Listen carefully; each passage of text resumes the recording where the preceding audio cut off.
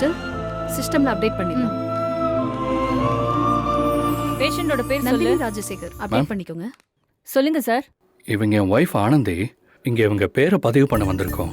Form தரேன், fill up பண்ணி கொடுங்க. சரி சிஸ்டர், நீங்க போய் ஃபார்ம் எடுத்துட்டு வாங்க. எடுத்துட்டு வரேன் சிஸ்டர். கொஞ்சம் வெயிட் பண்ணுங்க. உட்கார். ஏய் ஆனந்தி, இரு இரு. அங்க உட்காராத, தூசியா இருக்கு. சிஸ்டர், இங்க தூசியா இருக்கு. ஏதாவது துணி இல்ல பேப்பர் இருந்தா கொடுங்களேன், தொடச்சு விட்டுறேன். சார், எல்லாரும் உட்கார்ந்துருக்காங்க. தூசி எல்லாம் இல்ல சார், உட்காருங்க. இல்ல சிஸ்டர், தூசியா தான் இருக்கு. ஒரு நிமிஷம் இருங்க.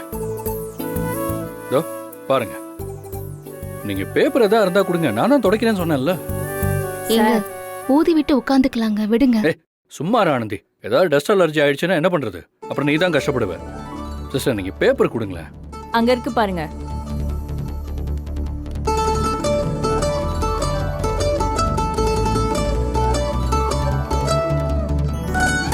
கொஞ்சம் தள்ளிக்க.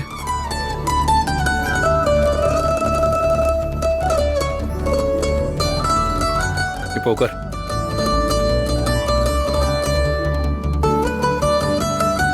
நீங்களும் இங்க தொடச்சிட்டு உட்காருங்க.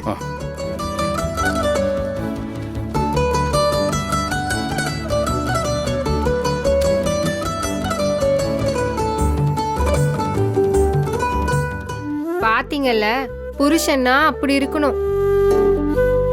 பொண்டாட்டி எப்படி பாத்துக்கிறாருன்னு பாத்தீங்கல்ல.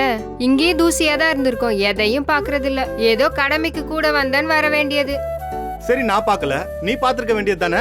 உனக்கே உன் மேல அக்கறை இல்ல. ஆமா,